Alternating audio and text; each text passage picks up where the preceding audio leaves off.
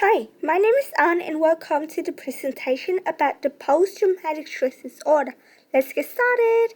Today, we'll cover the types of PTSD, symptoms, statistics, and the support networks that are available in Wollongong to Australia. First, we're going to evaluate 5 common types of PTSD. The first one is normal stress response. It is caused by any high amount of stress and tension, such as injuries or surgeries. After the threat is over, the responses do not often have long-term effects or disrupt the person's daily life. The second type is acute stress disorder. This type of PTSD can be caused by witnessing an event as it occurred somewhere close to you, directly experience the trauma, have repeated exposure to extreme or repeated details of a trauma event. Complicated PTSD is a third type of PTSD. It does not coexist with any other mental health conditions such as depression or any other disorder. The fourth type is complex PTSD. Complex PTSD happens when a trauma event is consistently repeated or multiple traumas occur over a couple of months or years, instead of a trauma that happens once and is over. Last type of PTSD is comorbid PTSD. Individuals with comorbid PTSD also have at least one co-occurring mental health condition. Some common co-occurring conditions include anxiety disorder, panic disorder, or major depressive disorder.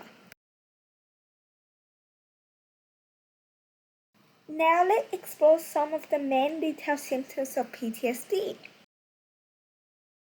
To be diagnosed with PTSD, a person needs to experience or witness a trauma event and experience some of the following symptoms for at least a month. The first symptom is re-experiencing the event. This may include flashback of the traumatic event through intrusive memories, thoughts, or nightmare. There may also be physical symptoms such as sweating, heart palpitation, or panic attack.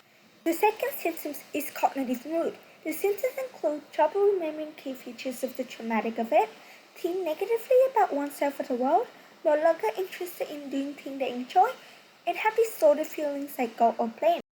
The third symptom is arousal and reactivity. Some examples may occur in the symptoms of feeling stressed and angry or experiencing difficulties in completing daily tasks.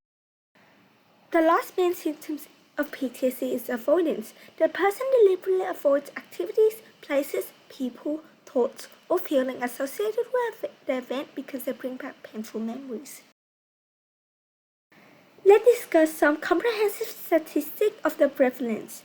According to the Australian Health Government, around 3 million of Australians experience PTSD at some point in their life. Numerous studies show that women are more than twice as likely to develop PTSD than men, 10% for women and 4% than men. Yes, that's right, more than twice. This happens because women are more likely to be neglected or abused in childhood, to experience domestic violence, or to have a loved one suddenly die. Due to the pandemic, disastrous events around us, such as the bushfire as in 2020, the flood in recent, had increased the prevalence of PTSD by 4.4% as reported in June 2020. Finally, we're going to analyze the support network available in Wollongong to Australia. After a few weeks after a traumatic event, the person with PTSD may recover quickly from the support between family, or on their own. Some people who have it for longer may require assistance from these 3 types of psychotherapy: cognitive, exposure, or EMDR therapy. Cognitive therapy helps the patient recognize the ways of thinking that are keeping them stuck. Exposure therapy allows the patient to safely face both situations and memories that they find frightening so they can learn to cope with them effectively in the future. EMDR combines exposure therapy with a series of guided eye movements that help access traumatic memories and change the way the patient reacts. Some locations of psychology in Wollongong are available, such as the Modern Psychology, the Anxiety and Stress Clinic, and the South Coast Mental Health Hospital. Several types of medications can also be used in PTSD treatment are antidepressants, anti-anxiety, and prednisone, which help reduce stress, anxiety, and sleep problems, and also enhance the mindset. Don't forget the curricular center at the school. It is also a helpful network that opens on school day, which is extremely convenient.